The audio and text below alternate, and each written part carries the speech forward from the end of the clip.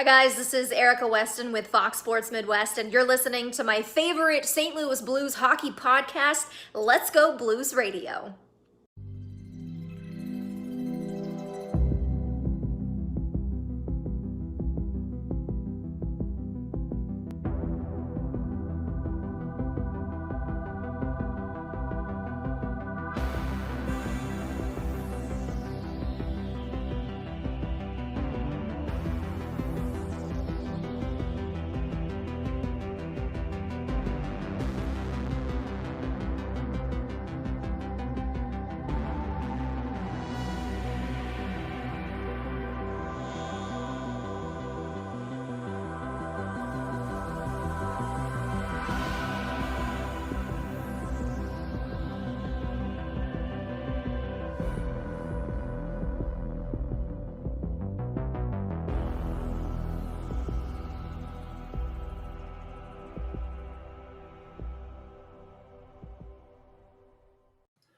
Welcome to Season 9, episode number 1 of a special episode of Let's Go Blues Radio.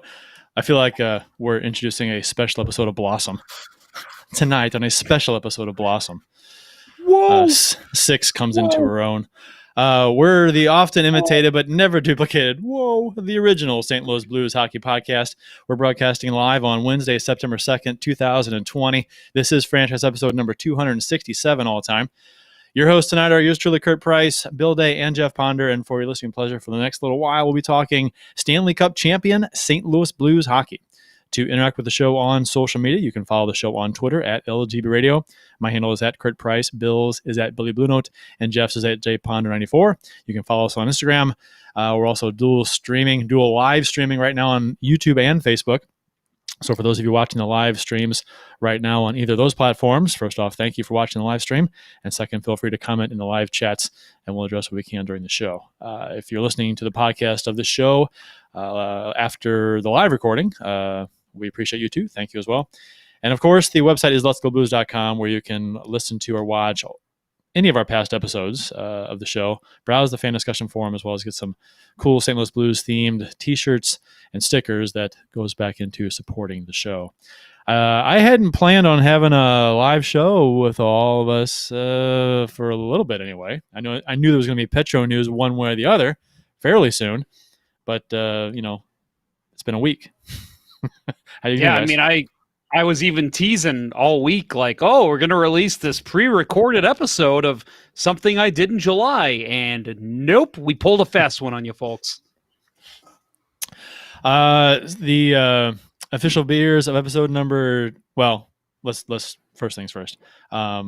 Jeff, you mentioned the summer shows that we're going to be doing. You're going to be doing, and you have one in the chamber already, ready to go. So, and that's happening. Yeah, I got a couple things that I'm lining up. So I don't think I'm be able to do with 2 off seasons this year. It's just going to be hard to do the theme of past the future all the way through. So I'll sprinkle a couple of those in, but I think a couple episodes, I'm just going to have some special guests on. We're just going to chat about maybe the league in general, coming out of COVID-19, because we're all going to have our vaccine by October, right? Isn't that the plan? Yeah. It depends on who you listen to. Yeah. So anyway, but no, so I'm going to have a couple special guests on. I can tell you right now, our friend that we've had on a couple times for the New York Islanders, Dominic from Lighthouse Hockey, the SB Nation blog. He's showed interest in coming back and kind of talking about the Islanders run. So that might actually be next week, depending on how the Islanders are progressing in the playoffs here. And so I don't want to jinx them too much. But like I said, Greg Millen episode was supposed to be out probably tomorrow morning, but we're going to push that back. Again, Greg Millen, friend of the show now. We're going to push you back a little bit further. Jake Allen does take precedence for what's going on right now in the NHL. But he does have more wins as a Blue, so he gets precedence. That is true. I think Greg would agree with that. No offense. But yeah, we will have that episode out soon. I know that we've teased that one a lot, and it's honestly probably one of the best ones we've had, just because Greg's a very, very colorful personality. But we'll have him on here soon, and a couple more past the future, as well as ones with just special guests. So don't go anywhere. We will continue to have episodes. I always want to say all summer, but it's not summer. It's all off season, I guess. Don't nobody go nowhere. The official beers of episode number 267. You can follow us, each of us, on the Untapped app on your Android and iOS smartphones. My account is at cprice12, Jeff's is at jponder94, and Bill's is Billy Blue Note 33. So you guys do have a. I almost the word celebratory almost fell out of my mouth. That's not what I don't know why I thought that. That's not. You're gonna piss off the wrong people, Kurt. The people that would piss off, I really don't care that would piss off. That's worse than any Trump comment you've ever made. That's a big statement right there. Just wear a mask, Bill. On the show. Okay, all right, yeah, maybe. Bill, what are you drinking? I'm going with something brewery I had never had before until I picked up a 6-pack. Autumnal Fire is the beer, and it's by Capital Brewery out of Madison, Wisconsin. It is a really nice, good start to the fall beer season for me. It is a Doppelbock, and they describe it as a fiery copper hue, sweet malty richness, smooth and warming. And it is all of that. And what was the description that I gave? Fiery copper hue, sweet malty richness, smooth and warming. Smooth and warming. Okay. Yeah. I love the descriptions of beers. Yeah, it's beautiful. No, it's a like I said, a great start to the malty fall beer season.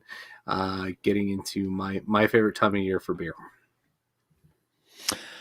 Jeff, what you got? Bill has been reading my tweets because I said that exact same thing when I tweeted out my beer of the episode.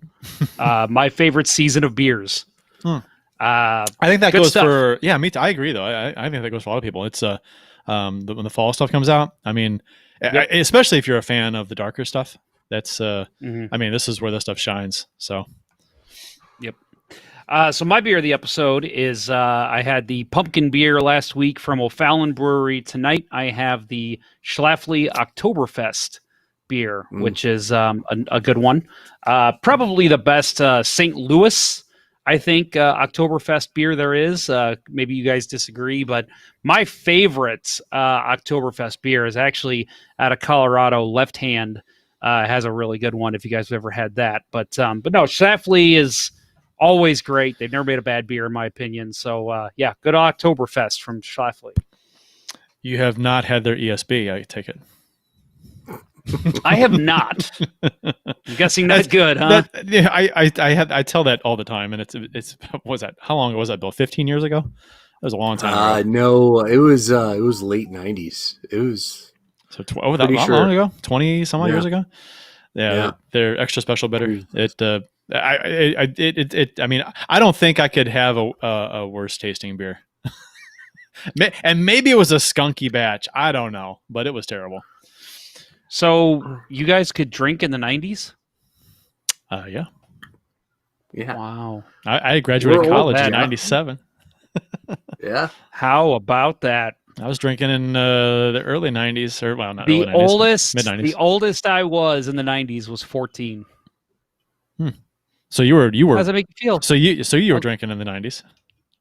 Yeah, of course. you're from Missouri. There is a famous picture with my family of my dad handing me a Bud Light when I was like 2 years old. I'll have to dig that one up. There's a famous picture of me drinking a Stag when I was, I don't know, 4 or 5. Not drinking. I had an empty can at my mouth, and of course, the adults. Oh, let's get a picture. I think everyone does that. Oh yeah. My family is not special about it's not unique in that respect. Yeah, but try that nowadays, and Children and Family Services is going to be at the door. There's up at the front door. Yeah, you'll be on the news. Channel 5 be waiting outside. My beer tonight is the milkshake, from Rochester Mills Beer Company. It is out of Michigan, and it's a beer I got when I was up in Michigan, and it's the original milkshake stout, because the Blues, the Blues are shaking it up a little bit, I guess, as much as you can shake up a team by moving a backup goalie. So I actually picked this beer tonight because I didn't like it. So there was like a kind of a multi tie-in to tonight's show. I didn't. The first time I had this beer, I didn't like it, but tonight I do. So go figure. I don't know why. Huh? It could have been a follow up to a different beer that tasted goofy. You know how it goes with when you mix beers. Oh yeah. It tasted really smoky. Well, as far as metaphors go, it's kind of nice, because at first you didn't like Jake Allen, and then you liked him. Perfect. But now it's gone. Right. Yeah, and this is my last beer. I was going to say, there it is. Because it was a 4-pack, and I had one in Michigan, and I gave one away, and I think I've had another one since, and this is my last one. So it's good. I mean, I tonight it's good. The mood I'm in is good, and the description for this beer, since we're talking about descriptions, is ale brewed with ale. It says stout on the front. Okay. Okay. Yeah, all right. Stout is. Yeah, stout. Okay. Yeah. Ale brewed with lactose, milk sugars, and cocoa nibs. This velvety, smooth, sweet stout stands out in a crowd with a mouthful of rich roasted flavors. But does it bring all the boys to your yard? I don't know. Let me check. It brings all the Canadian draft picks to the yard, apparently. I don't know what that means. But not Charlie Lindgren. Because why, right? Sorry, inside joke, everybody. It's yeah. I mean, we have Huso, so you don't need a Lindgren. Today in Blues history, courtesy of the @STL Blues History Twitter account, September 2nd, 2020 is today's date. September 2nd, 2019, we were celebrating the Blues being 2019 Stanley Cup champions. So there's that. That's all I got for Blues history today. I think at this point we were thinking, man, I hope the Blues go out and get a top right-handed defenseman. And they did shortly later. Too bad he wasn't a top.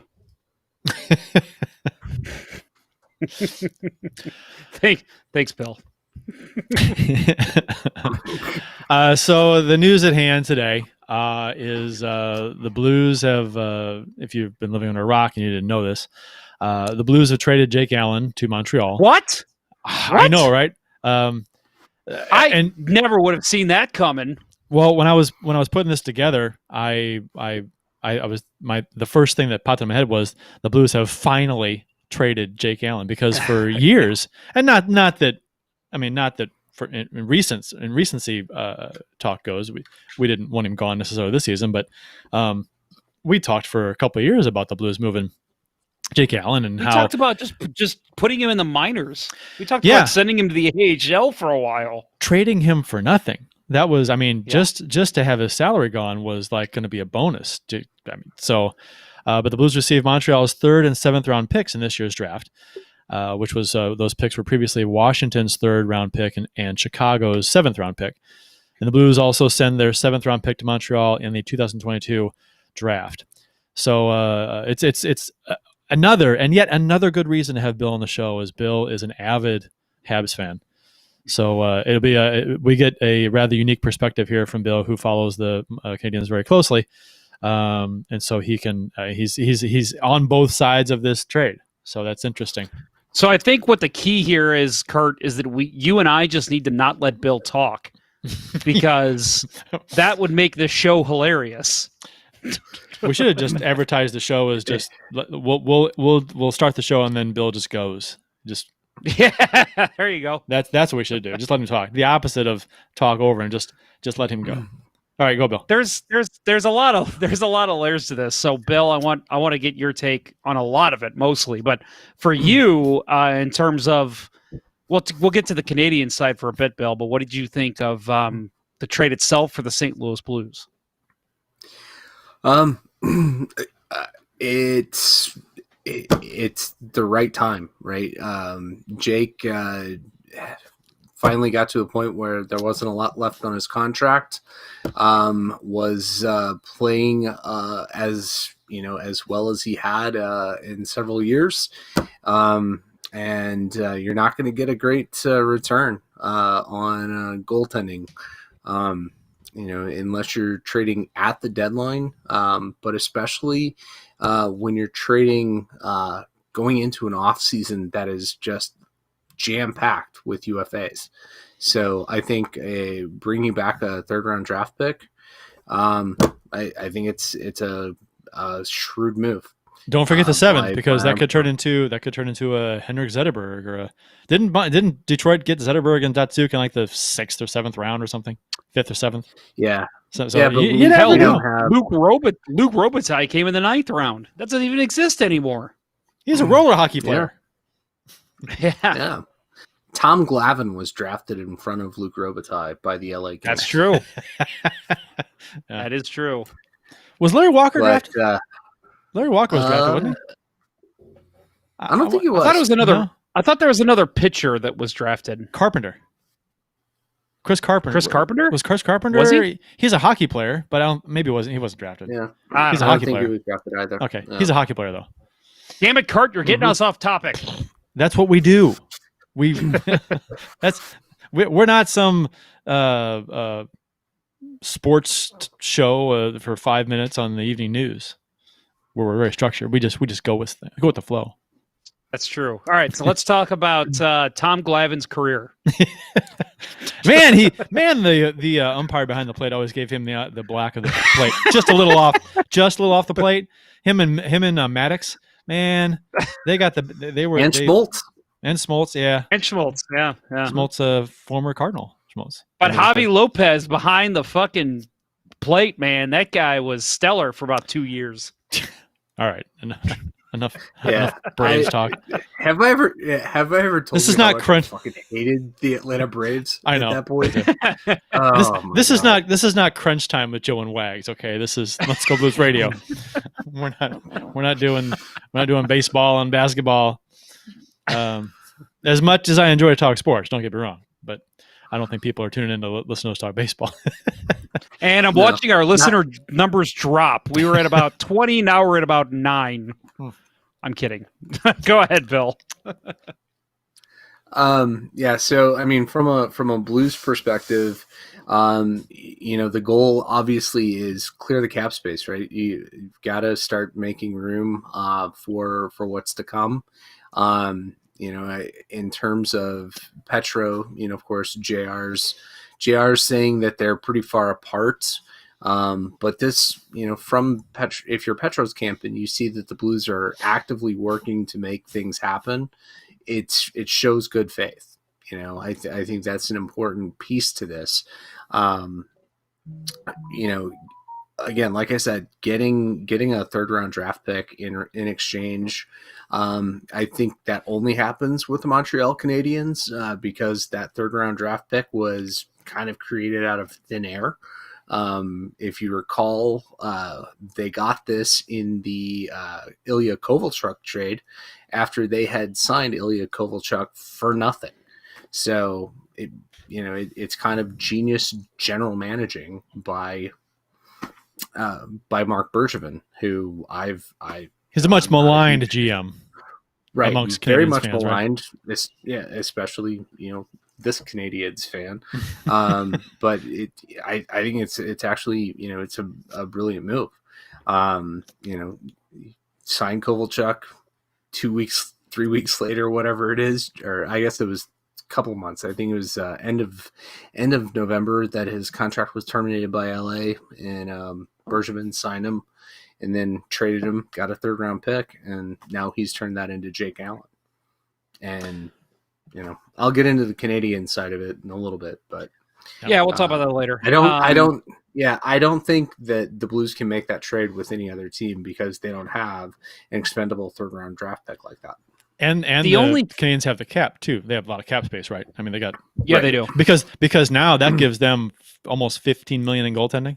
Is that right? So but they still have 10.5 in cap space. Right, and that's Yeah. what I'm saying. They don't care. I mean, Montreal has money. They're not hurting for money. They don't. It's like Toronto. They don't. Right. They got more money they can spend, but the cap is going to limit them. But if they got the cap space, what do they care? I mean, they're bringing in a goalie who can be a nice backup. So I mean, it's fine. I think on social media, I think the reaction from Canadiens fans is kind of, I guess, mixed. Mostly positive, I guess, because people are always prefacing it with, we have the cap space, so what do we care about, if he's overpaid backup? So, Bell, we're already into talking about the Canadiens. So if you want to go ahead and give your take on the Canadiens in this trade, go ahead. Yeah. So, from a Canadiens perspective, I highly recommend, if anybody is a subscriber to The Athletic, to read Arpam Basu's column about the trade. I'll quote from it here a little bit, but I think I agree with his perspective. I mean, maybe not to the extent that he is, because he really thinks this is a great move for Montreal. They're finally answering a question that has plagued them. They've tried filling in that backup goalie role many different ways. You'll recall Antti Niemi, most recently Keith Kincaid. Neither one of them really worked out all that well. Peter Budaj was there for a while too, right? Yeah, Peter Budaj was there. That was great. One of the last 5 years, not the game that they put me on the Jumbotron because I was wearing my Habs jersey, but we had seats 2 rows behind the Canadiens bench, and we were like 10 feet away from Budaj, and he's chatting it up with everybody, and he had the Ned Flanders mask at the time, and I thought that was just a funny ass mask. But yeah, they've been trying to answer this question for their backup goaltending. By the end of this year, Charlie Lindgren was the backup, and he's just never been able to graduate from an AHL starter to that NHL backup role. Caden Primo is the guy in waiting, and bringing in Jake to be the backup. You're going to be able to play him a third of the season next year, give Carey Price the rest that he needs, because you saw how great Carey Price played in that series against the Flyers because he was well rested. The Canadiens, if they stay healthy next year, I think are going to be much better. They didn't deserve to be in the playoffs only because of the NHL expanding it out to 12 teams. But they showed what a talented young club they can be, and they're only going to get better with the pieces that they're going to be bringing in. Cole Caulfield, Ryan Poehling. I think he's got a lot to prove this year, but I think that he'll definitely be in the mix. But look at the playoff that Suzuki had. Look at the playoff that Kotkaniemi had. They have nowhere to go but up there, and bringing in a goalie who will be able to give Carey Price a good chunk of the season off is going to be huge. Price is 33, Allen's 30. And like you said, they've got the cap. Spend it judiciously, right? Spend it wisely. Spend it where you need to spend it. They don't have all the pieces. They're not going to be a Stanley Cup contender, but as long as they stay healthy, they should at least be fighting for that a wild card berth next year. And having a healthy Carey Price in a playoff situation, I mean, they really did press the Flyers in that series. Sneaking into the actual Stanley Cup playoffs was huge. And if Carter Hart didn't outplay Carey Price, the Canadiens could still be in it.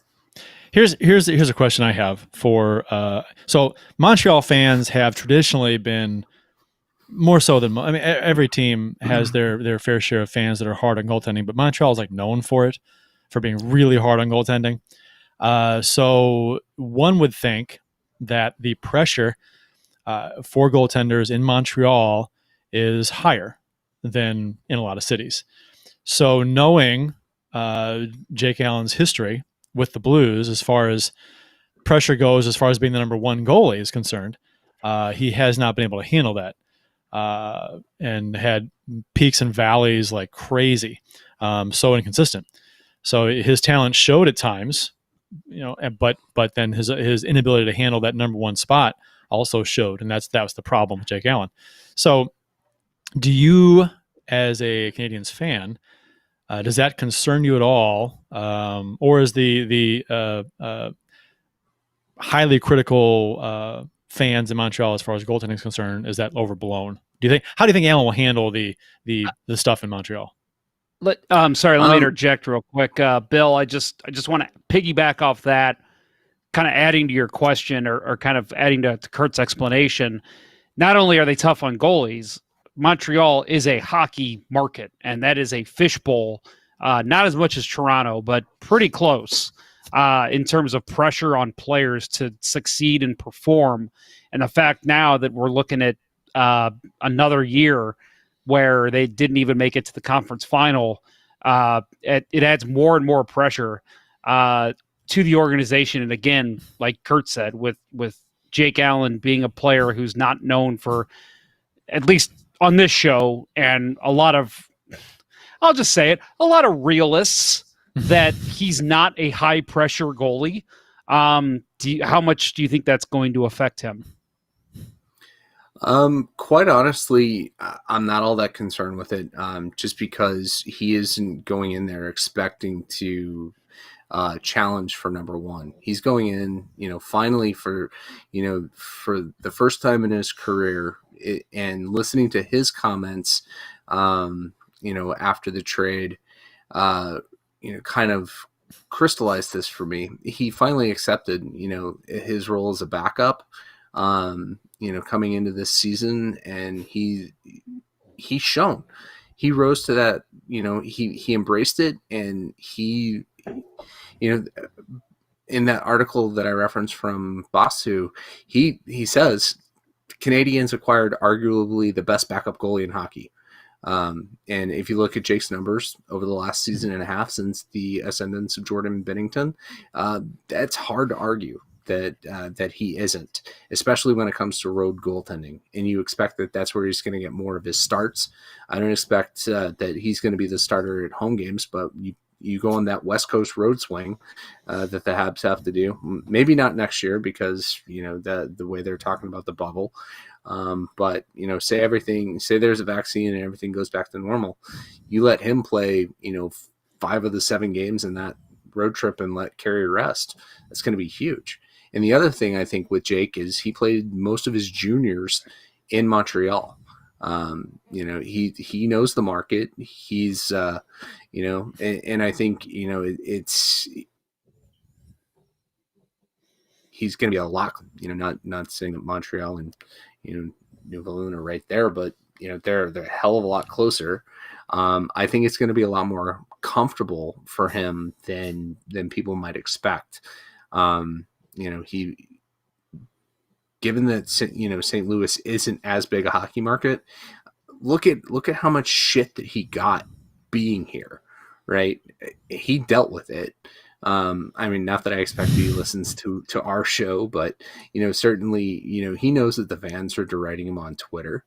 And he dealt with it, and he persevered, and, he proved himself as a very solid backup goalie, and that's what he's going to Montreal to do. I really don't think that the pressure is going to be that big of a factor for him. Okay. Let me go ahead and jump in real quick here and say we've got a fair amount of people watching right now on YouTube and Facebook. We can see the numbers here, folks, so we know you're tuned in.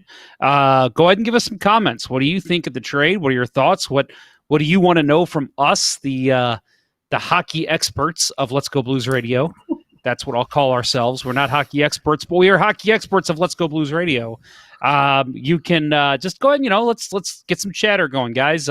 Don't be afraid. Jump in the chat there. Let us know what you think, and we'll read your comments on air as well. But, talking more from the Blues side, and obviously I know we've got some strong opinions on this show about Jake Allen. The thing that I want to move into is something I mentioned to you guys right before the show. I said, I even told you guys, I don't know if I'm really going to bring it up this way on the show, but you know what? Thinking about it, after having a couple beers, I am going to bring it up this way. I was actually and I'll preface this by saying, I've never hated Jake Allen.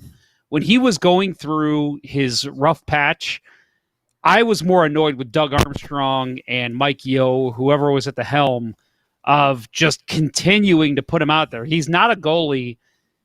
And again, go back to our past shows if you want to hear our opinions when Jake Allen was down, but he's not one of those guys, to me, that is going to pick himself up and play better. You have to sit him, make the backup or the other goalie play, and that goalie outperformed him almost every time. And that's when Jake Allen started playing better, because he realized his job was in jeopardy. And so seeing that now, and obviously now we've seen that he's thrived in a backup role and maybe even a 1A, 1B situation possibly, but he's got to be the 1B. He's not the 1A. I was actually excited. When I saw this trade, I got happy. And the only reason was because I wish Jake Allen well. Again, part of the cup winning team, so he will forever be a great player in my opinion, because he helped bring a cup to St. Louis. But I was afraid because the Blues historically, and again, this has been a theme on this show since we started in 2011, historically, they have made the wrong decision in goal. And we talked about, was it last week? We talked about the Curtis Joseph trade. And then you think back to even like the year after the lockout. Oh, Patrick Lalem's the answer. He was awful. Brent Johnson, not a great starter. Great backup, not a great starter. Hold on. I mean, how... I just want to say, you mentioned, no. I just wanted to say real quick, Patrick Laleme has the best goals against average in NHL history in the playoffs with a minimum of, what is it, like 25 games or something? Just that was a crazy stat that I saw. Anyway, that's true. So go ahead. Sorry. In the playoffs, yes, in the playoffs, but yeah, he had one bad playoff year, and his then all record of a sudden was, he fell to shit. And I think he was maybe a game under 500, or maybe only a game over because he played for Ottawa. Yeah, he had the best GAA in NHL history. But anyway, they had no, it's okay. No, we love getting off in tangents on this show, right? That's what we do. But no, I was excited because there was a fear inside of me after this playoff, after this bubble situation, which I have come to accept, and I think the Blues have too. They're not making judgments off what we saw in the bubble. That was a crazy situation. There's weird circumstances, whatever.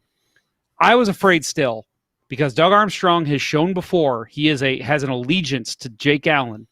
I was terrified that it was going to be, they're going to move Jordan Binnington and give Allen back the starting position. And I'm sorry, like as great as Jake Allen has been recently, and as many fans as he has, it's not going to work giving him the starting job again. And that was something that was in the back of my mind every day. And I was thinking, oh my God, if they do that, it will be so hard to turn into Blues hockey again, because it's insanity to think you'll expect anything different from what you've seen him do before as a starter. So when they made the trade, I wasn't happy that Jake Allen was gone. I was happy that the scenario I was thinking about did not play out. So are you guys surprised that Jake Allen was moved? Because I think a lot of people, it's interesting to read the comments, and you really do have to take general social media comments with a grain of salt, because there's a lot of, I'll try to be as nice as I can about this. There's a lot of inaccurate, passive fan comment type things being said, where people don't really know what they're talking about necessarily. They're just casual fans, but they like to mouth off on Twitter or Facebook or whatever. But so some people were, really upset that he was moved. And I get it. If you've met Jake Allen, for all accounts, he's a fantastic guy, great Excellent teammate. guy. Yeah. So Excellent Jeff, guy. you've met him, talked to him, interviewed him. So One of my favorite people to talk to, honestly, when I was in the media. And I think our comments on this show were almost always about, on ice performance and stuff. I can't say I hate anybody in particular as a person that's played for the Blues. I don't go there. I'm not that kind of guy. It's all of my comments and everything about on ice performance. I'm not a hater of people or a defender of people as far as being hockey players. It's like on ice performance. Just win, baby. Just win.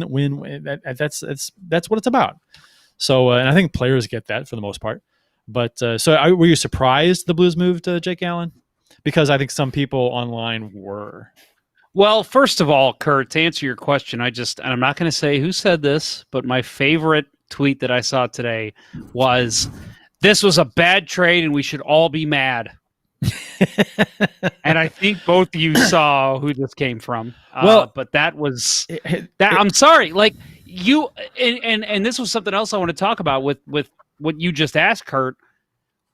My question is a little more sarcastic. Are you really surprised? No, they have to make this trade. It has to be done if you want to bring back Pietrangelo. And done. If you want to sign guys, you're against the cap. You got $4 million plus in your backup goalie. You can't keep your backup goalie. You just can't. And in the end, as great as Jake Allen of a guy that Jake Allen is, and as great of a backup as he was this season, you can't keep a backup goalie over your captain and best defenseman. You just can't do it. Our friends over at Two Guys One Cup, who I believe are actually recording tonight as well, but they don't do it live, so they're not as good as us. No. But they, but I know they also lost to us in trivia. So that's true. So they're clearly not as good as us. Blues trivia. Not as attractive. No. I mean, there are so many things we're better than them. We're better at drinking beer. Just like existing, we're like better than. I mean, come on. I mean, the Two Guys One Cup. God love them, but God love them. But they're terrible. The Darren Kimball line. God love them, and I'm gonna rip them a new one. we love Steven and Ian, but we're way better than you guys. So just remember that. Let's play hockey. Let's go. Let's play them in hockey. Let's do that too. Yeah, there you go. Let's try that. Let's see if we're better. Well, we got a goalie on staff here, so I think we automatically get a win there. Defense and goaltending wins playoff games, right? So there you go. That's the way I see. Yeah, and you got a defenseman as well. So we'll play 3-on-3. I'm a forward, you're a D, and Bill's. Yeah, there we go. Let's go. Let's do it. They could pick up Jamie Rivers, and we'd still take him down.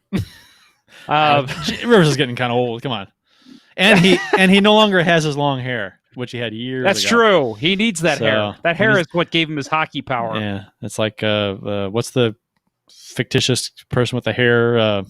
Power from the hair. Not Thor. I don't know. Never mind. Anyway, Samson. Yes.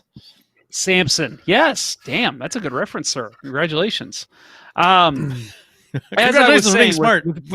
With mentioning them, I saw them tweets because somebody responded to them with one of their tweets and said something like, "Plenty of teams have goaltending at $8 million or more, and they make it work." And they actually, I guess, did the research, and I'm going to guess this was Steven because I think he runs that account.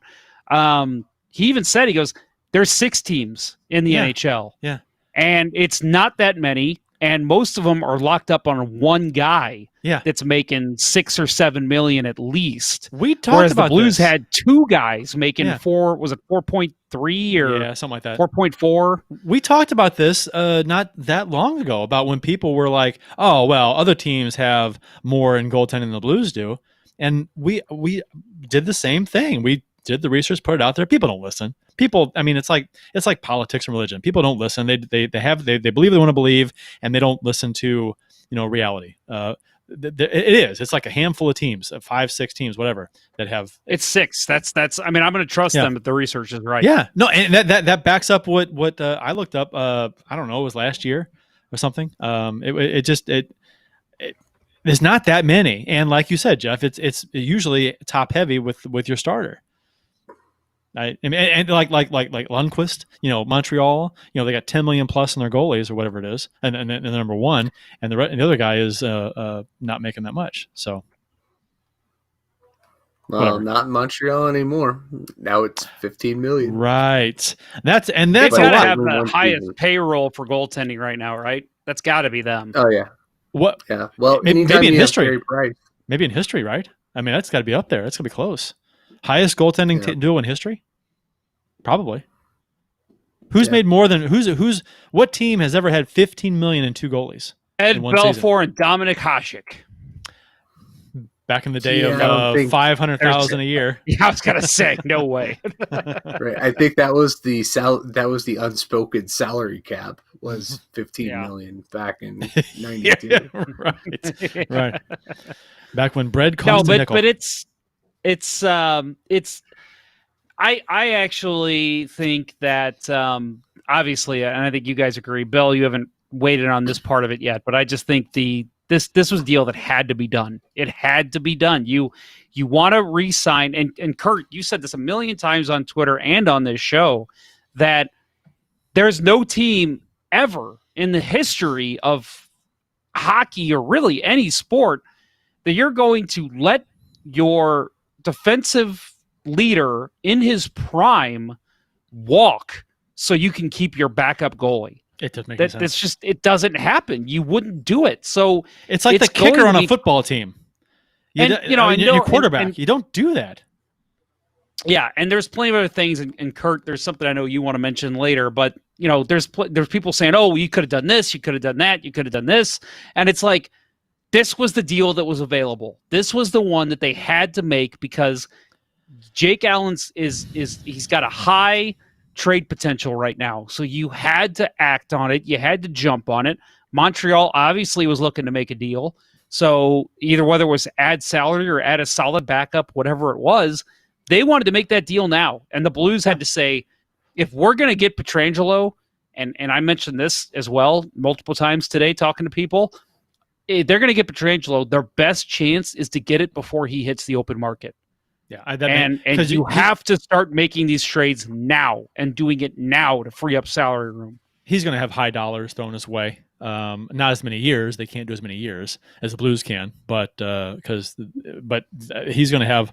He may have a team throw 10 million at him for 4 years or whatever, which is very desirable.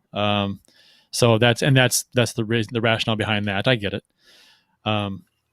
But Alan had some words for the fans. He said, "Words can't express how grateful I am to the St. Louis Blues organization and the city for the amazing last 12 years. Since being drafted in 2008, playing 300 games as a Blue, having 2 children born in the city, playing at Busch Stadium, and winning a Stanley Cup, I will have a piece of my heart forever. To my teammates along the way, I cherish all of you and the friendships I've made during my tenure as a Blue. That being said, I'm extremely excited to join the Montreal Canadiens and being a part of the team moving forward. Looking forward to getting to Montreal and putting on that beautiful historic red sweater for the first time." So, he's checking off the boxes, saying what a good guy says when he gets moved. So there's that. It was nice words from Alan, and we wish him well. No ill will towards Alan whatsoever. We've given Alan plenty of shit on this show, but like I said, it's on ice performance that we're commenting on. It has nothing to do with his character as a person by any means. It's just we're fans and we want this team to win and we want the best product possible on the ice. So we comment on that kind of thing. His numbers with the Blues are pretty good. With 7 years, 148, 94, and 26, second in wins all time to Liut, just a few behind. I think a lot of people thought, and it was interesting because people before the season started, people were like, it's a slam dunk that Allen's going to get that record, the all time wins record for the Blues, and maybe he would have if the season had been canceled to COVID. You can see him. I think you would have. You could have gotten. I mean, they probably would have made a point to try and get him that record, maybe. With three wins to go, was it 19 games left, something like that they had? I guess. So sounds right. Yeah, but 3 wins in 19 games is not crazy for backup. Probably would have gotten 4 or 5 starts at least. Yeah, right. So he had a .913 save percentage all time, which is 9th in Blues history. And I'm not counting the goalies that played 1 game with the Blues. So this is goalies that have played a dozen games or more at least. So he's 9th all time in save percentage, .913. Goals against average 2.50, which is 13th best all time with the Blues. 21 shutouts, which is second to Brian Elliott. That duo for a little bit there. So players with a better save percentage than Allen in Blues history. We got just a few notable names: Brian Elliott, Carter Hutton, Bennington, Halak, Chris Mason. And it's interesting that the players with a better goals against average than Allen. You wouldn't. I mean, okay, so there are some much maligned goaltenders on this list that have a better goals against average than Allen that played more than a few games. Ryan Miller finished the season out. He had a better goals against average than Jake Allen. Chris Osgood, Carter Hutton, obviously, since he stole the job from Allen in the first place. Jamie McLennan, and of course Brian Elliott. So, I'm sorry, you missed something, sir. Yes, friend of the show, Jamie McLennan. Friend of the show, Jamie McLennan. You're right. My bad. Sorry. How dare you, sir? Since 2014, 2015, there has only been 1 goalie who has a better goals against average in the playoffs than Jake Allen, with a minimum of 20 starts, which is Carey Price. So the Canadiens have, since 2014, 2015, so the past 6 seasons, whatever, have the goalies with the 2 best goals against average in the playoffs. So there you go. Interesting. Allen's goals against average in the playoffs since then is 206. Carey Price's is 1.99. We haven't heard from Bill in a while. Bill, please take the microphone, sir. No, I think that that portends very well for Montreal. Not that I expect them to contend for the Stanley Cup, but I do expect that with the bump that they're going to get from the run they made this year. Again, they stay healthy all year. They will be a team that is in the mix for the wild card. And then to have goalies with those numbers going into the playoffs, and I'm not going to at all fault Carey Price for the Canadiens not getting past the Flyers. I think Carter Hart definitely outplayed his idol. But that's more about Carter Hart than Carey Price. And I think, the the magic was starting to wear off for Montreal. They weren't built for the playoffs this year, but now that those young guys got the taste of it, hopefully that's going to drive them to be back there next year. And like I said, you've got these 2 guys in the net for them. That's going to be huge.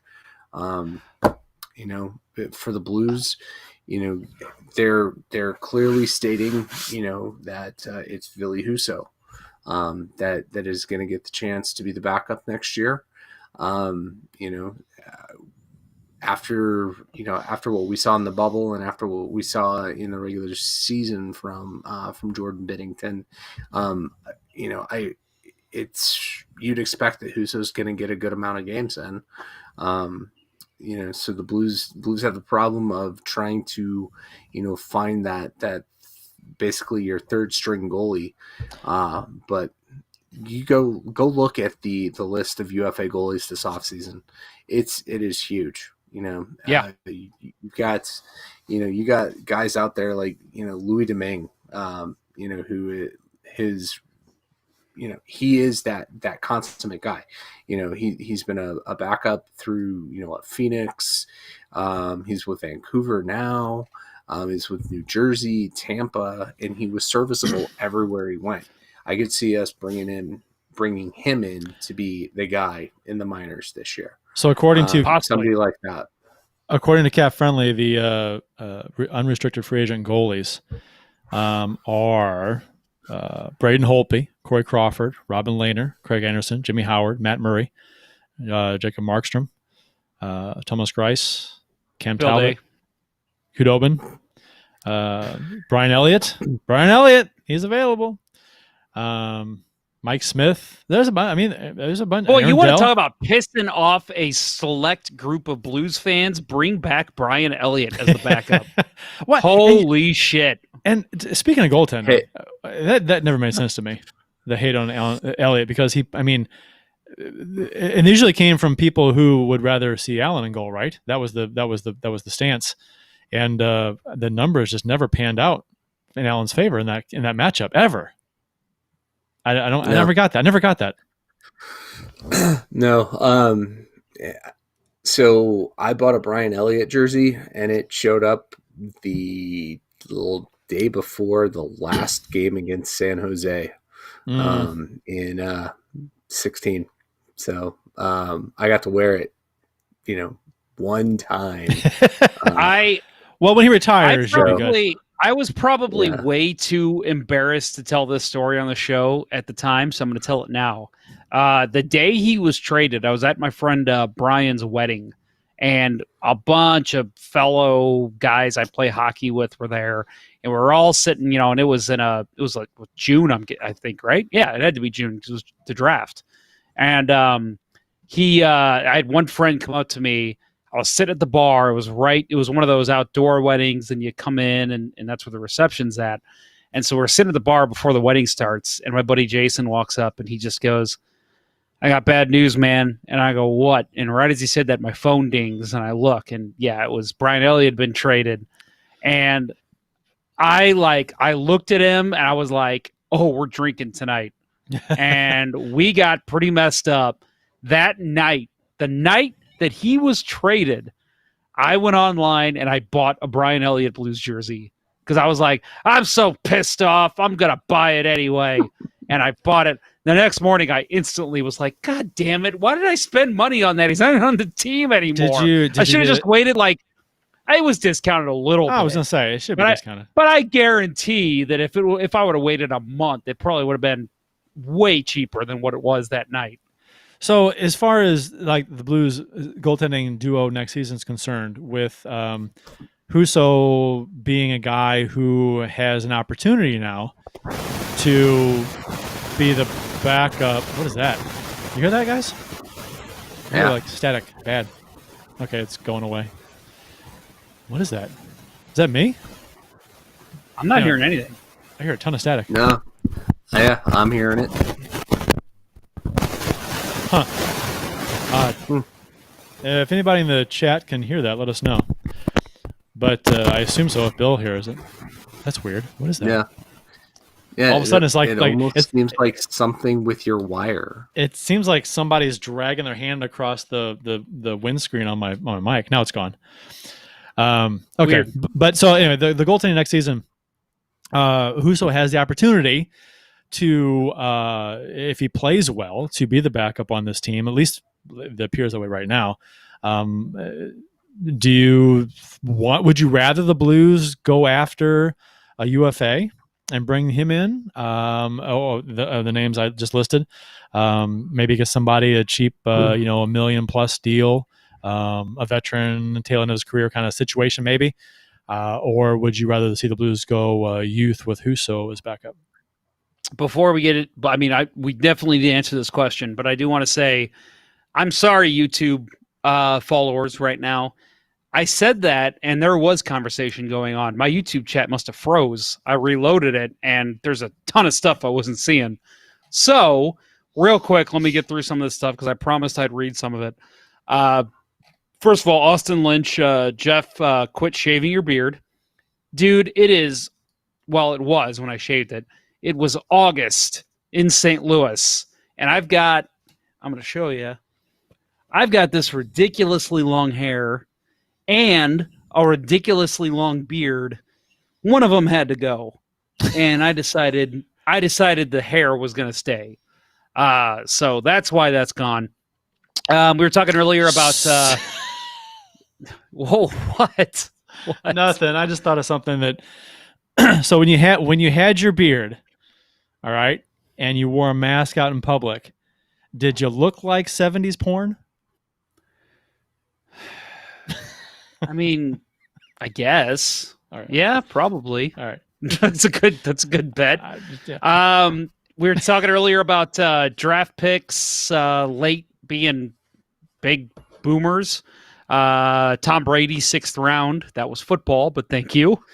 From John. Winning Unlimited, which this is probably one of the biggest ones ever. Martin St. Louis was undrafted. And then Winning Unlimited also adds, should I let you guys go the whole show before reminding you to mention the Rangers won the lottery, at least Nashville, Minnesota, Arizona. And then he says Central team in 2022 lost. And he also says, did I mention I hate the lottery? Not a whole ton of Blues news there. Yeah, Winning Unlimited. He hates the lottery? What? Hates the lottery? What? Obviously, he's never won the lottery. Exactly. I mean, Winning Unlimited, the way I look at it wasn't the Oilers, it wasn't the Maple Leafs, it wasn't the Penguins, so whatever. I'm fine with it, as long as it wasn't that shit. And then one more from Olith95, who we never heard from before. Great trade if Blues can keep Pietrangelo. Hopefully that Binnington doesn't turn like Matt Murray in the future. As a Habs fan, I'm happy for this trade. And also want to mention, too, our friend Puck Guy 14 from Teal Town, USA. Awesome friend of the show. Asked if we want Martin Jones. And I think I can speak for all three of us when I say absolutely not. But back to Kurt's question. So do you want the Blues to bring in a UFA? Bill, go ahead. No, I don't. I think the move is the right move. You shed the extra salary cap that you're putting into goaltending.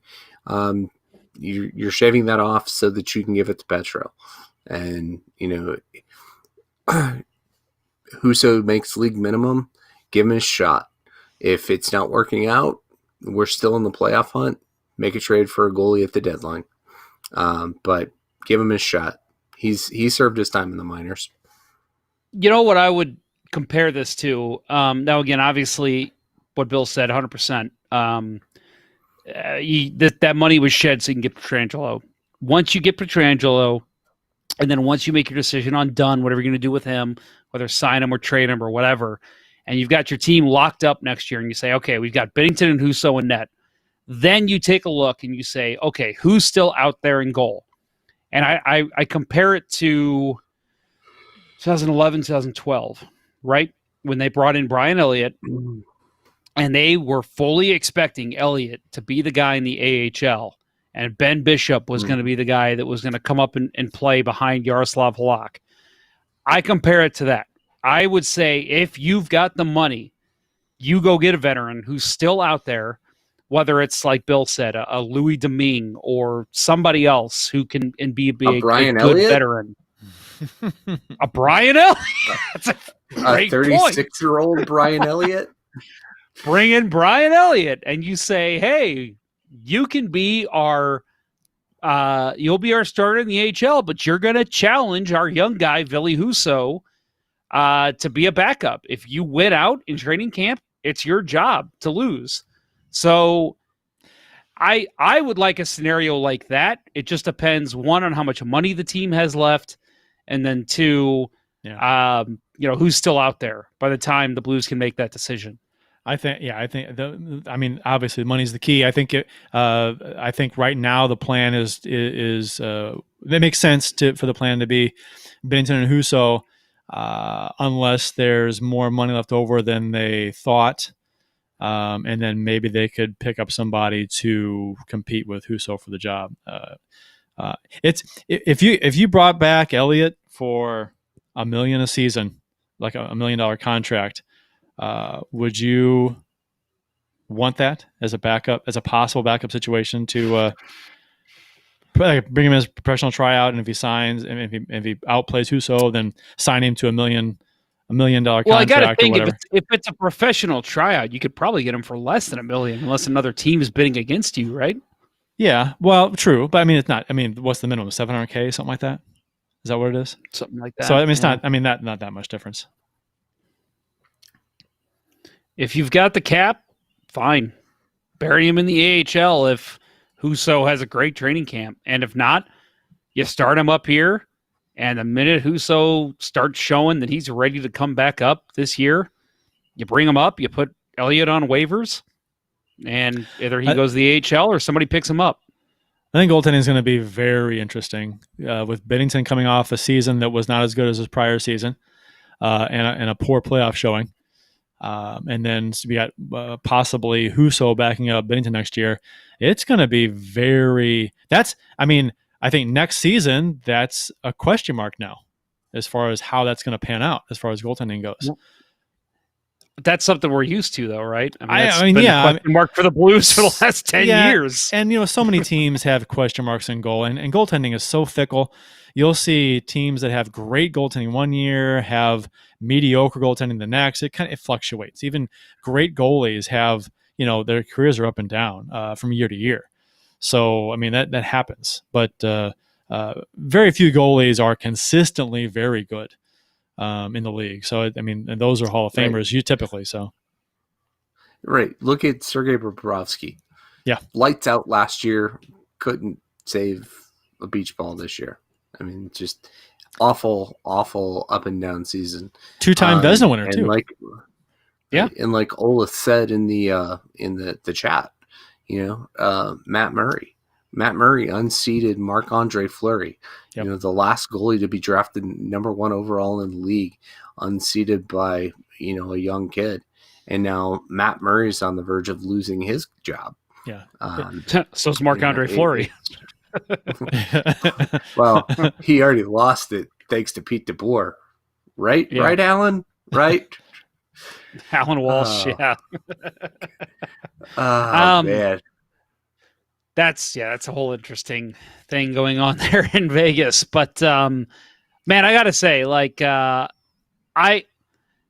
I'm probably gonna come off here, and I said before that I'm a Zach Sanford apologist. I'm probably gonna come off as a Jordan Binnington apologist here as well. You look at a couple different things here with Jordan Binnington. Number one, he was good enough, I thought, all season long, even when he had his, and I'm using air quotes, struggles. Yeah. I thought he was still good enough for the Blues to win games. They just had to score, rather than score 2 goals, they had to score 4. And they just weren't doing it when he was going through his short slump. And I'm talking about season. I'm not talking about the bubble. I thought he was good enough. And a lot of people said, and a lot of things that I've seen has been the All-Star. He made it in an All-Star game. And a lot of people said, well, recency bias, plus it was in St. Louis. Okay. He still made an All-Star game. He wasn't awful. If they're not going to put a Jeff Sargent in the All-Star game, it's going to be somebody who is still somewhat deserving. Since when is the players in the All-Star game the best of the best? I mean, typically, generally speaking, yeah, okay. But it's who the fans want to see. I mean, come on. Yeah. Right. And the other thing that I'll add too. Oh, go ahead. Go ahead, Bill. I was just going to say the other thing about Binnington in the All-Star, he was the runner-up, probably should have won the Calder Trophy the previous year. So the hardware arguments there for him.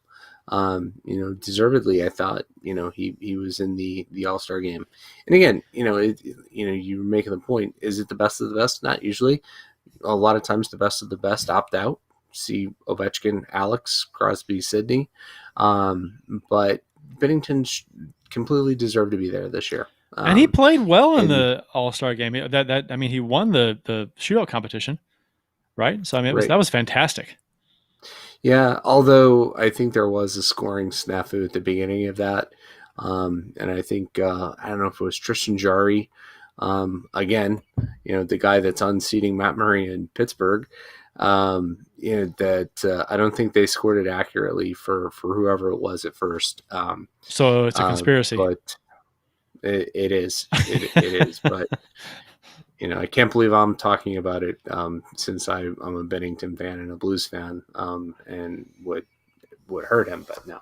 I think that, Binnington definitely deserved to be at the All-Star game. I'm excited going into this year for a couple of things.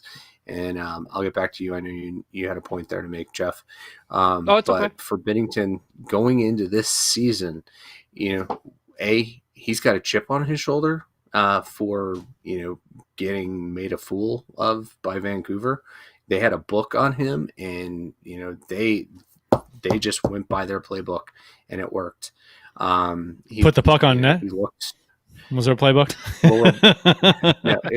Lower blocker. Use your speed on some of the slow Blues defensemen. Right, and let the Blues defenseman collide in the middle of the zone. Oh wait, yeah, that was Jake Allen that was in net for that one. But so he'll have the chip on his shoulder. We've seen what a competitor he is. His bounce back games in the 2019 playoffs were stuff of legend. So let's see if he can do that across the season. And he's playing for a contract. And this is he doesn't make it this contract year, maybe everybody says, all right, he was a flash in the pan. He won him a cup. He's not good enough to put that much money into, and he gets cast aside. What's interesting? What's interesting is that the only thing that I'm going to add, and I'll make this quick, Kurt. The only thing I'm going to add, and this is my point earlier, you look at national attention with Jordan Binnington. Now, obviously, he gets a lot of that because he won a Stanley Cup. But there was an article written in July on Sportsnet, and this is not the only one I've seen. So this isn't just one author saying this. Goaltenders projections for Team Canada in 2022. Everyone I've seen, Carey Price, Carter Hart, Jordan Binnington. And that's Team Canada.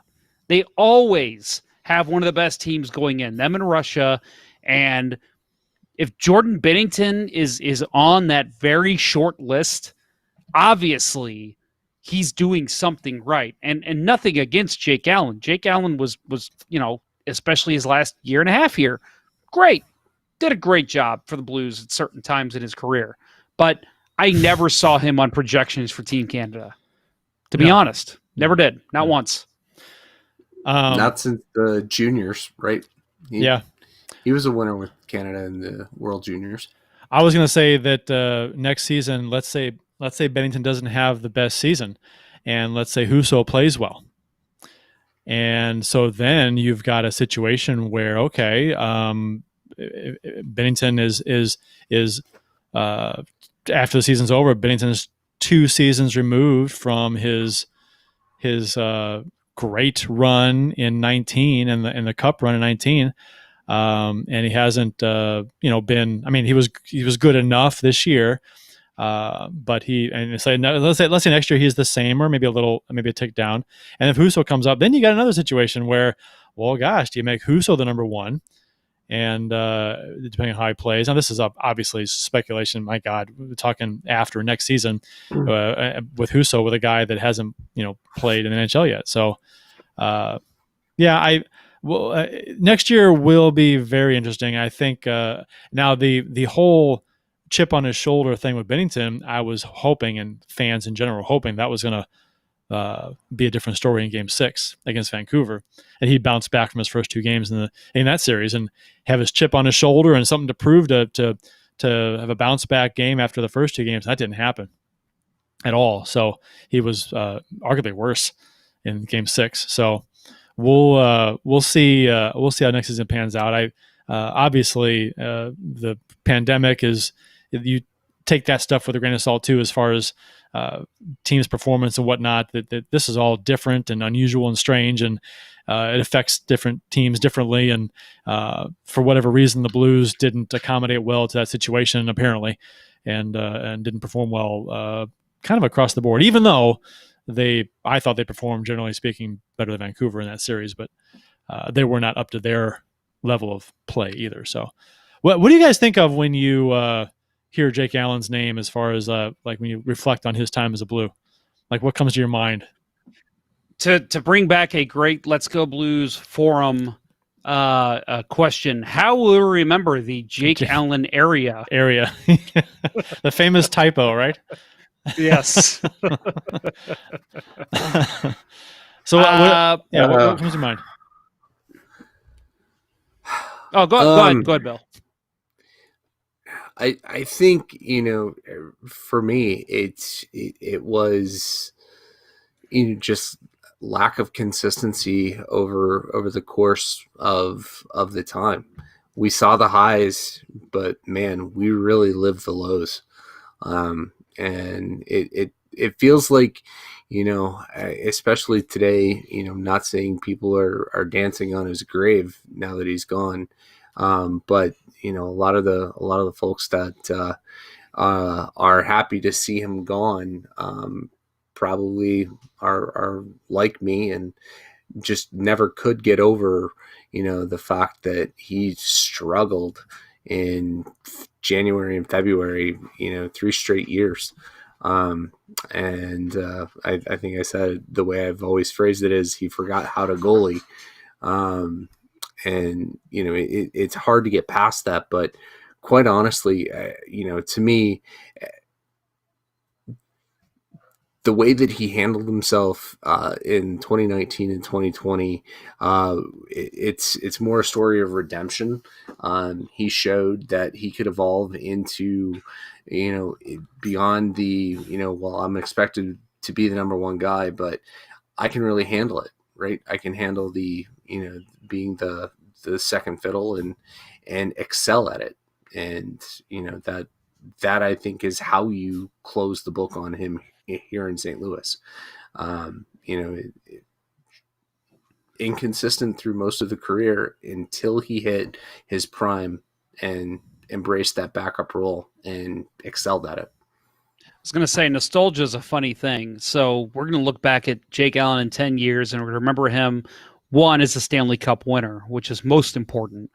And then two, he's the guy that thrived as a backup. When he was backing up Brian Elliott, he looked great.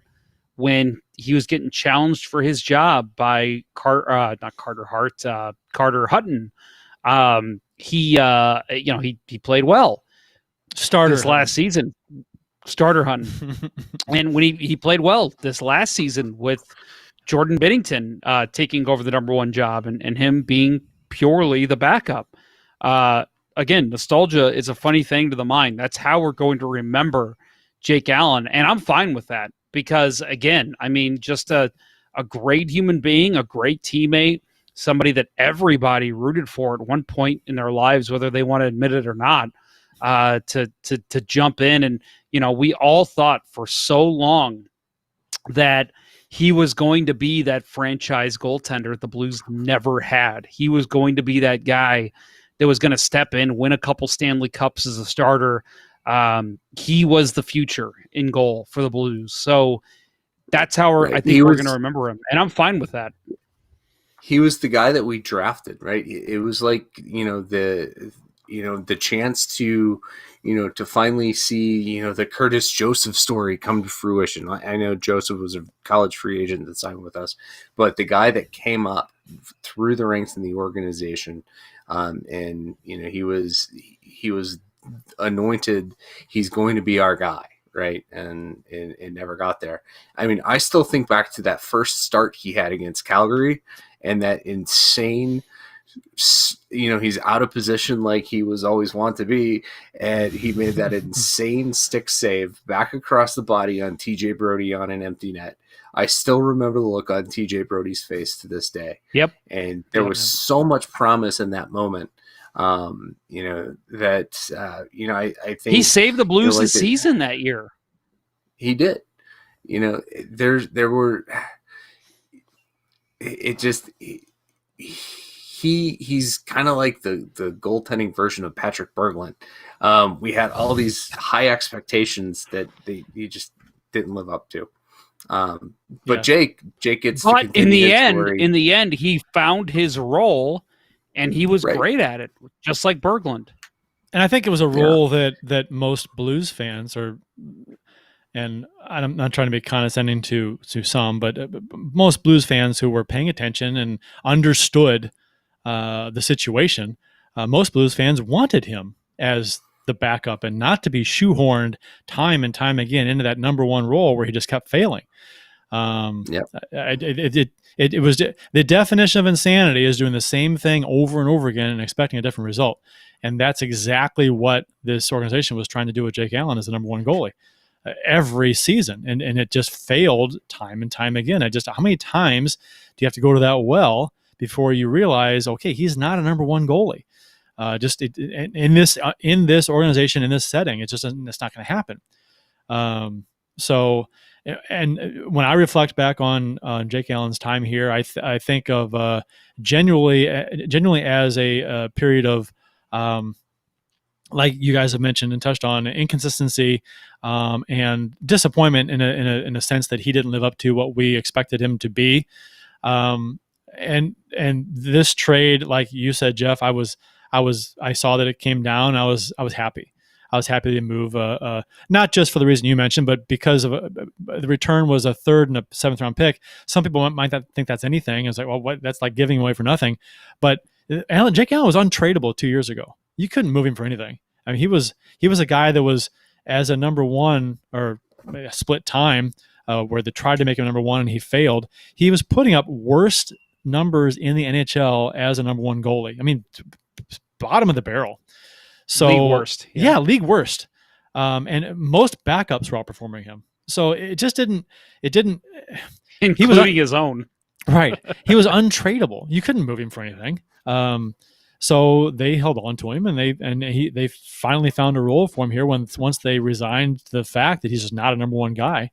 Eventually, and you guys touched on the fact this team has made the wrong call on goaltending time and time again. And that was one of them, a number of them, all shoved into a 3 or 4 year span there. So yeah, for a guy who was untradeable 2 years ago to get a third round pick and a seventh round pick, Montreal, didn't give up a lot to get him because those were picks they acquired elsewhere. But I think so. It was a good trade for both teams that the Blues cleared salary to sign some guys they really do want to sign. Hopefully that happens. But also they got something in return for a guy they couldn't have gotten jack squat for 2 years ago. So I think it's a win-win for both teams. So you can't complain about the return. I think some people are, but I don't. I mean, that's people who are just. It's a very. I think it's a very large minority. Like I think the majority, vocal minority. Yeah, that's a better way of saying it. Yeah, loud minority. Yeah, I think the majority of Blues fans, when the season ended, when the Blues lost, they all understood if you want to re-sign your captain, you've got to move Jake Allen. It just has to happen. Whether you like it or not, it has to happen. And we all accepted that, whether you're a fan of Jake Allen or not.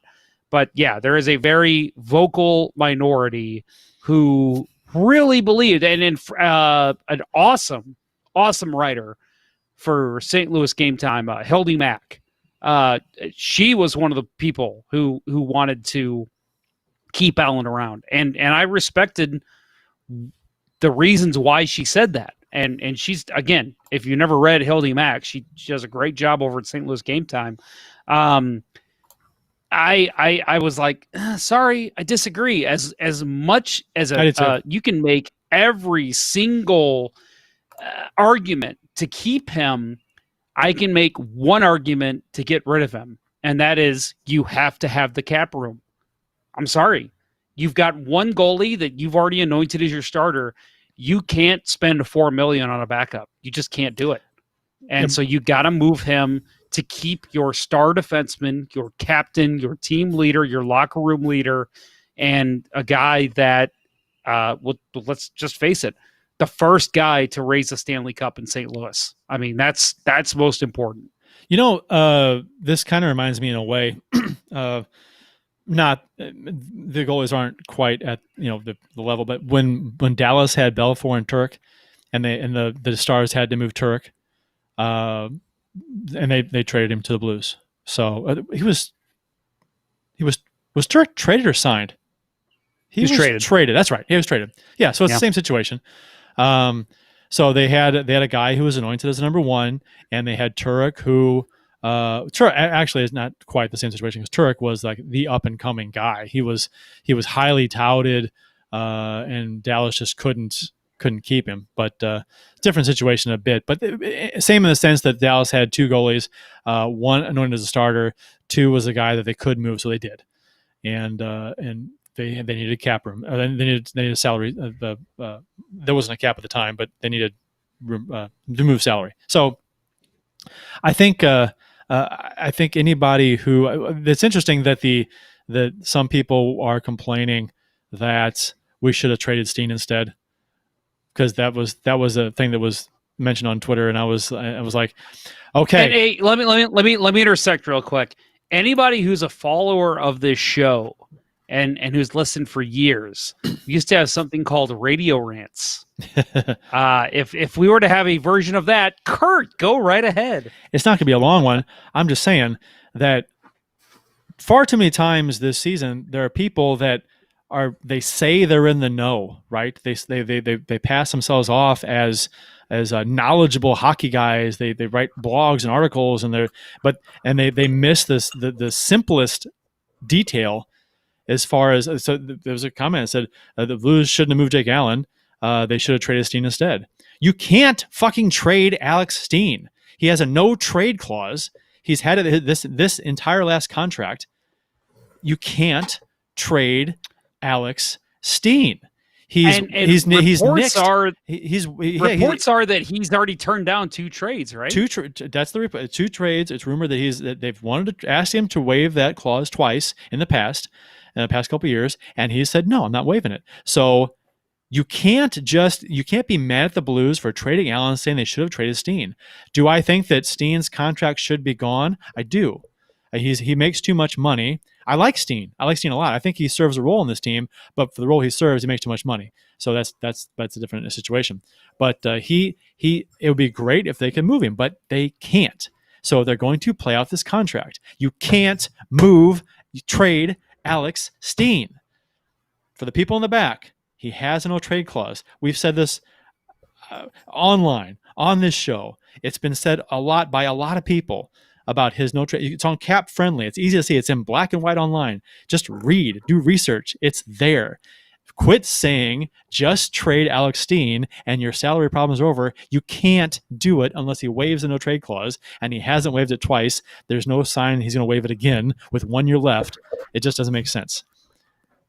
Yeah, there's one scenario in which Alex Steen waives his no trade clause, and that's going to be to go to Winnipeg, and Winnipeg has no need for him. So scenario is not very realistic. I think the only situation where he waives his no trade clause is if the Blues say, okay, if they play hardball with him and be a dick and say, we're not going to play you.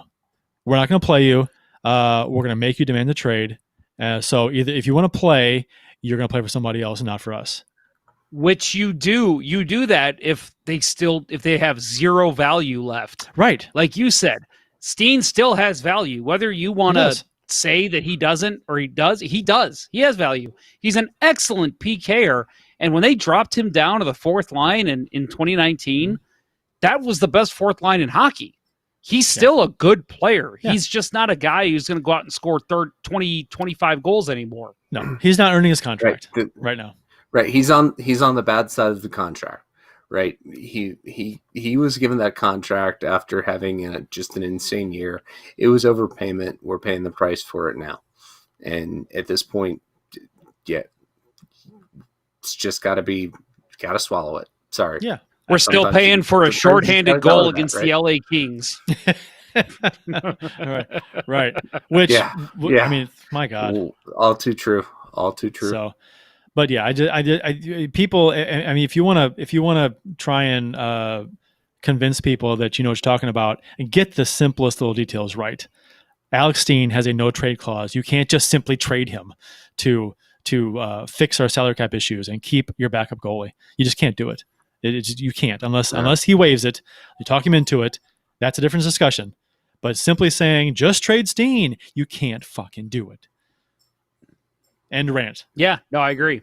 And honestly, it's to that point, because everybody else is saying, again, I saw a tweet from one of our friends of the show, and I say that more sarcastically, is it was something like, you can move a backup goalie who's performing highly.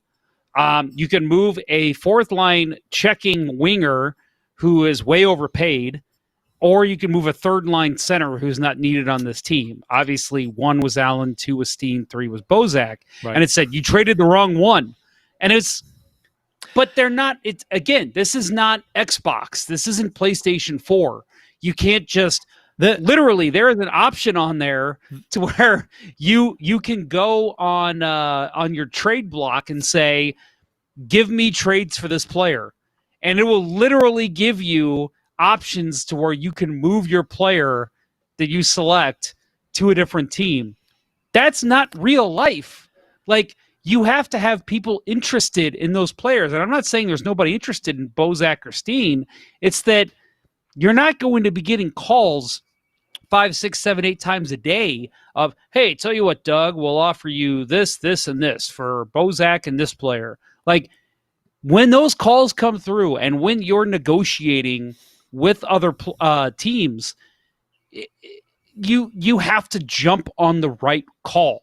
And today, I'm sure Doug Armstrong, that's probably not the first call he got about Jake Allen in his tenure here.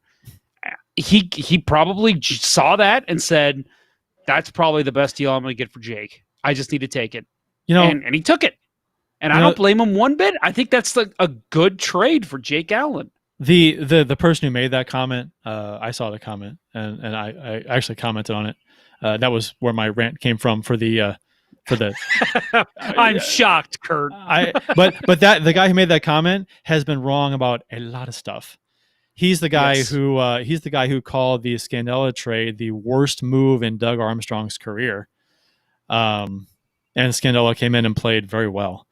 Even in the bubble, I thought Scandella was one of the better Blues defensemen. Yeah, and this guy is a kid.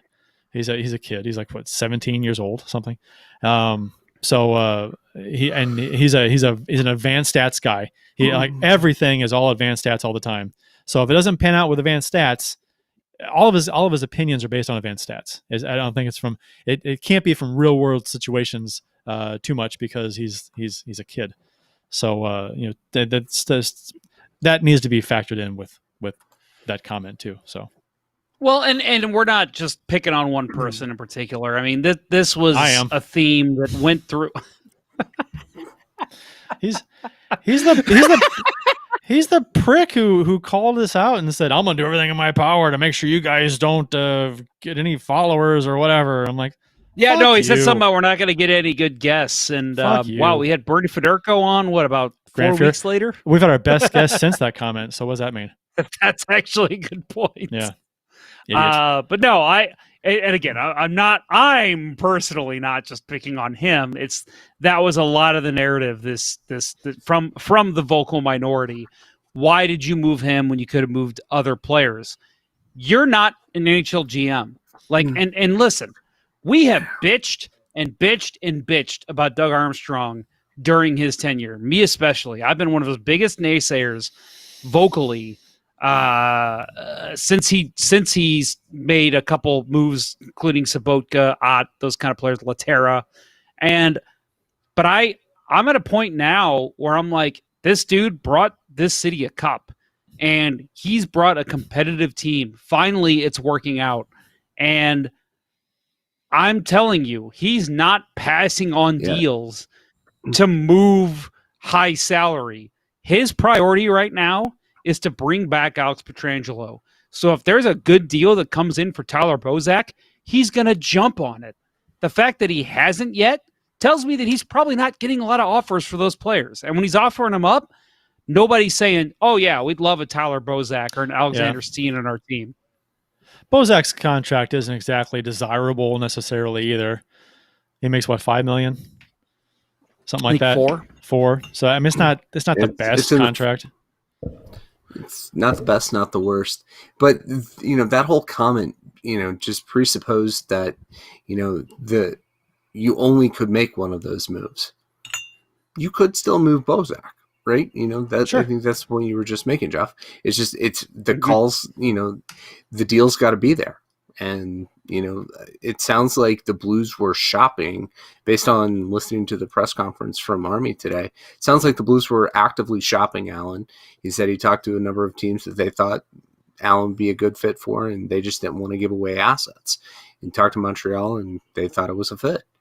I'm sure he's working the phones on, other scenarios. Knowing Army, there's probably one that, we're not necessarily thinking about that he might be able to pull off. But it doesn't mean that because we made this one deal, we still don't have enough money for both Petro and Dunn. Something else is going to have to happen. So there's a comment in the YouTube chat. From Jeff R. Could they buy Steen out? How much would go back on the cap? In ordinary, Do you have the answer? In ordinary clause buyouts, the team's NHL salary cap for the player is stretched out over a period of twice the remaining length of the contract. So that'd be 1.66. Yeah. So, but if they get a compliance buyout, which people are thinking that's not going to happen now. We'll see. I guess it's doubtful, but it'd be. I'm not. What's the buyout for a compliance buyout? Is it nothing? Compliance buyout, it's nothing. Nothing on the cap. No cap. That's what I thought. I mean, obviously, you still owe the player, but in terms of the cap, it doesn't affect you at all. And Tyler Bozak makes $5 million a year, guys. Thank you very much. 5. Okay. Sorry. Good call. So he's but no, and that's to Bill's point about with him agreeing with me, so I guess it's my point.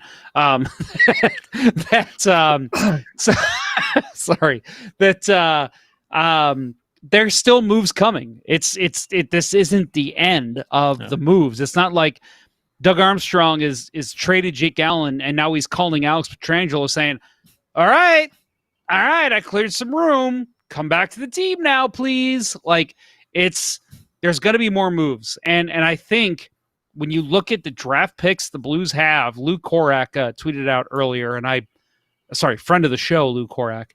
I don't remember exactly how many, but the Blues have a lot of draft picks this year. They could easily turn around in the draft and say, hey, team that wants this pick, we'll give you this pick, but we're going to send you Tyler Bozak, and you're going to send us your 3rd round pick. Yeah. Okay. Got it. And like it just, you don't know what else is going to happen. And that was my point to a lot of people. A lot of conversation on Twitter today with me was the Blues not being able to re-sign Pietrangelo because he's going to hit the open market. He's getting offered $10 million. First of all, you don't know that for sure. The fact that the salary cap has not gone up at all. So even a team like Toronto, which just shed salary with the Kasperi-Kapanen trade, they can't afford to pay him $10 million per. That's not going to happen. And other teams, even like Buffalo, they're not going to pay him $10 million per. They don't have the cap room for it. It's just not going to happen. You got other all-stars, other guys to worry about. But my point is, the Blues are not going to reach that point. That's the goal, I think, for Doug Armstrong, is I'm going to move salary now. I'm going to move salary at the draft. I'm going to move salary before it even gets to the point where he can talk to other teams, and I'm going to sign him before that happens. And that's the goal, I think, for the St. Louis Blues. So for you to assume, oh, well, he's not going to sign here because he's going to get $10 million on the open market. First of all, he's not getting $10 million. I don't see it. And if he does somehow, some team finds a way to get that, I think the Blues find a way to sweeten the deal before he reaches the open market to make sure that doesn't happen. Puckeye 14 YouTube chat says per cap friendly, Steen, if bought out, would be $3.4 million next season and 1.1 the next season. Which goes against what I just found. Oh yeah, he's right. He's right. Yeah, so I saw was wrong. 3.4 and then 1.16. Yeah, he's right. Yep. So what I said was inaccurate there. Okay. Okay. So moving forward, I guess we'll see how things go. I I think the like you said, Jeff, the Blues have other moves to make. I think the next guy to go, I would not. I mean, if you had to pick a guy, is it Bozak? Because someone else has to go. I mean, can you move Bozak? Do you move Bozak? Is it I mean, you need more than like if you move Sanford, you need more than that. It's got to be. You got to start looking a little bit at your high priced guys. It's got to be a guy like Bozak. And I think Bozak's the one that makes sense. And I think it's not a term of a team calling and saying we want Tyler Bozak. I think it's going to be something like, sure, we're going to send you what you want, but you also have to take Bozak. It's a salary dump.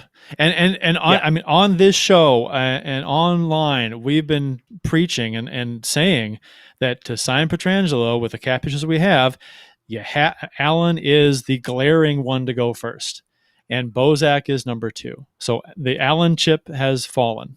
Okay.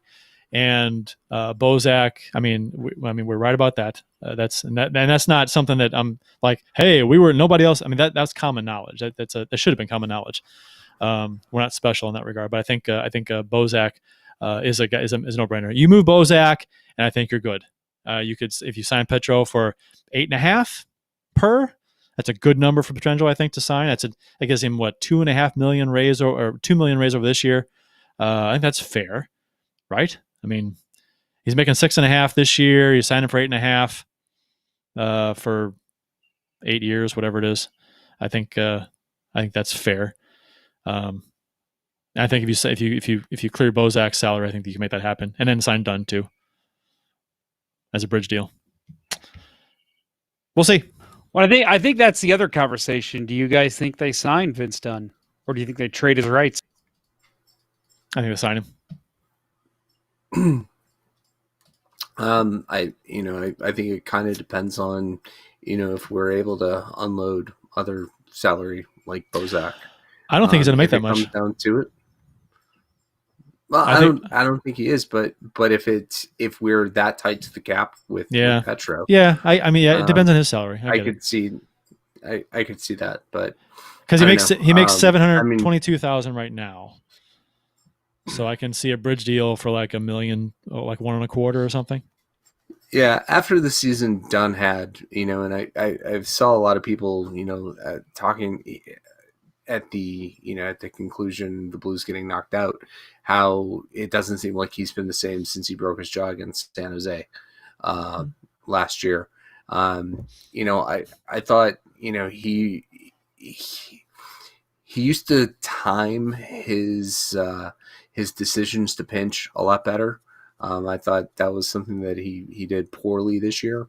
But he's still a young guy and he's still maturing. I'd give him a shot if you could. But I also, at the end of the day, I wouldn't be surprised if he doesn't wind up back here. Yeah, I think he's a guy that, and I think we might have even touched on this last week. I think he's expendable. I know a lot of people would disagree with that because they think he's the second or third best defenseman on this team, and I don't know, maybe he is, but I think he's expendable. You got a guy, and we mentioned his name a couple times, Scott Perunovich, is going to be probably making a very good push next year to come up into the NHL. And if you still have a Bortuzzo and a Gunnarsson, I don't. I don't know. I don't think they will either. But I'm saying if they do, you don't need a Vince Dunn anymore. You don't. I bet because he's a very similar player to Vince Dunn. Here's what I would do. I would keep Dunn, and I would. Borduzzo's got a couple years left on his contract, so he might not go anywhere. Gunnarsson's got 1 year left. He's a guy that could be moved. Those 1 year left on the contract guys are very desirable for teams to fill a spot as a bridge to get somewhere else or to give a guy a shot somewhere. And CJ Gallen. Yeah, right. Exactly. No long-term commitment to a guy you acquire. If it doesn't work out, you got 1 year. That's it. So Gunnarsson fits that bill quite a bit, and you're dumping $1.75 million there. So that's where you could sign Dunn right there, move Gunnarsson, and I would do that because then you could bring up your prospect and you could see if and give him some games and work him in like they split time with with Gunnarsson and Bertuzzo. So well, and let's face it too. It's not just Perunovic. Perunovic that's coming up next year. Right, you got Mikola. There's a Nico McCullough who could be coming up next year too. It's a good situation to have. I'm not going to lie. So, which makes the Scandella signing even that more interesting too, because you're tied to him for a while now. The Scandella signing to me was just, Doug Armstrong saying, "Oh my God, I lost my Jay Bouwmeester. I need my Jay Bouwmeester." Oh, Marco Scandella. Okay. Yeah, but 4 years. I mean, goodness. We haven't said he's the best at making in-season signings. No, he's not. He's not actually. That's the thing that we've been critical of him for is re-signing his own guys. He's struggled. He's actually done pretty well in trades for the most part. And any bad re-signing, a number of the bad re-signings he's made, he's fixed by moving them out with a trade. So he seems to be much better at making trades than re-signing guys. So yeah, we'll see. I mean, just thinking about the in-season signings, Yuri Laterra obviously stands out as the worst. The black eye. And Steen's current deal, it was a mid-season signing. Yep. Bouwmeester. Let's not forget Derek Roy. I mean, Bouwmeester ended up playing well. Man, I know Roy was a 1-year deal, but that was such a bad fucking deal. Good Lord. I didn't mind it at the time. Yeah. Oh, I hated it. Bill and I, he had been chased away from multiple teams at that point. Vancouver, Dallas, and then Buffalo. He signed here, and he was awful. Well, yeah, obviously he was bad Buffalo. Here. Bill and I were at Landon's parents, right? When that trade happened. Yeah. You told me about it. Yeah. Yeah. I was like, so we got some comments I want to read here. So first of all, Austin Lynch, I don't know if this is in sarcasm or not. Bouwmeester announced retirement. No. I think that's partially sarcastic from him. I think he knows that. He says, imagine if the Blues don't re-sign Petro after trading Allen and Moore. I think that's the thing, is to me at least, and why I'm so confident that Pietrangelo is going to sign. I know that there's been talks of them not having talks, but I don't think you make the Allen trade, and I don't think you make any future trades unless Alex Pietrangelo is very interested in staying. And so I think there is a very good chance that Doug Armstrong talked to Alex Pietrangelo today and said, hey, this is step 1. Give me a couple more weeks for steps 2 and steps 3, and we're going to get you after that. I'll get you a deal, and we'll both be happy. So I really believe that the deal's coming.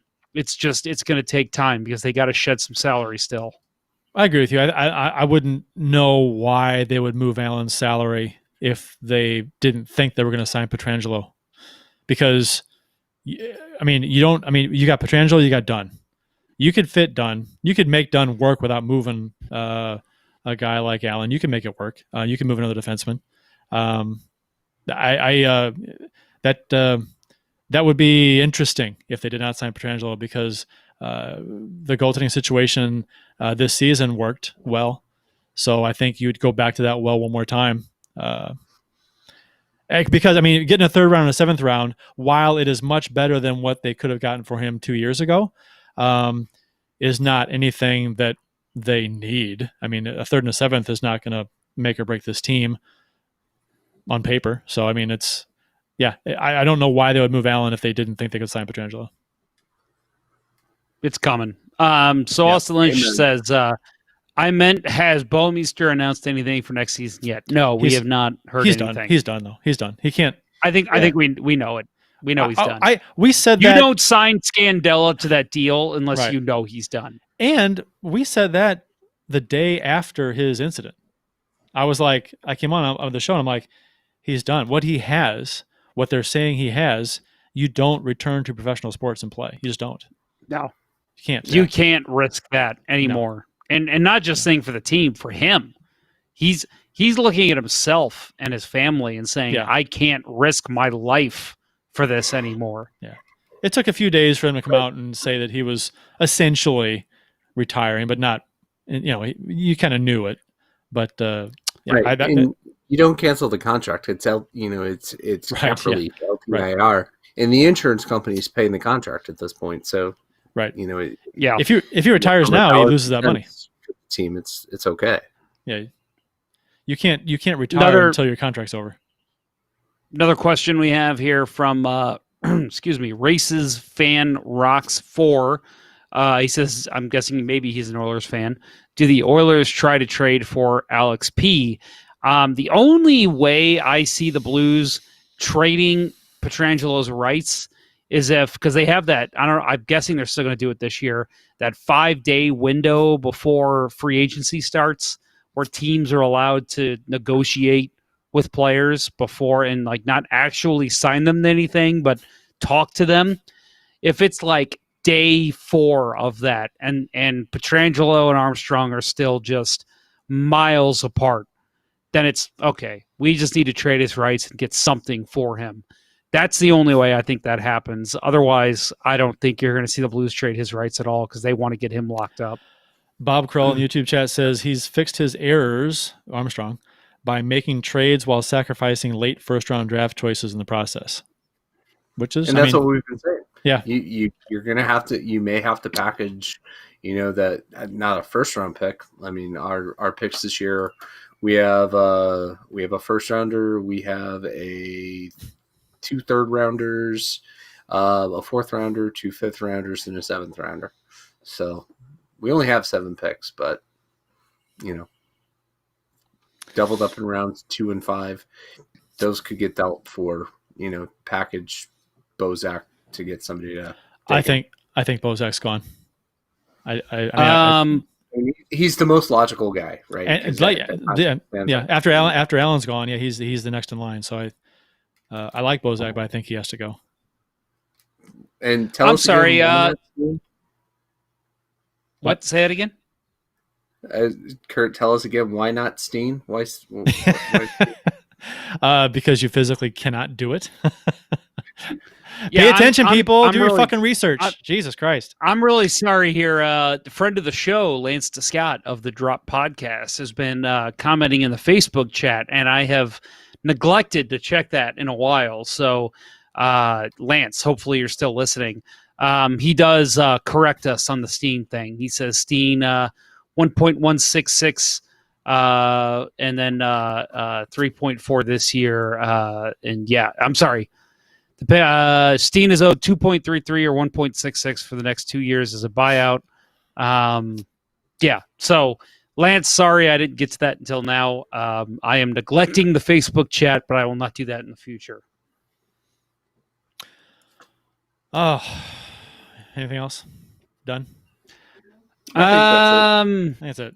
Yeah, we had a pretty good discussion here, boys. Yeah, this went a lot longer than I expected. A whole show on. Well, let me ask you guys, because I have basically said my stance here. Let me ask you, same as Kurt last week when he asked us yes or no. Let's just go through this really quick. 2 players. Is Alex Steen going to be a St. Louis Blue next season? I'm sorry, Alex Pietrangelo. Is he going to be a Blue next season? Didn't we do this last week? No. Let's do it again after the Jake Allen trade. Okay, gotcha. Okay, what do you think? Okay. Yeah. This is like presidential polling. You got to do it every week. Right. Yeah, right. I said yes last week, and so this move just makes it more likely. So. Yeah, Bill? I say yeah.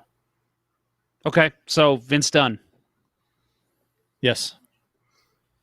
Maybe so. I'm going to say no.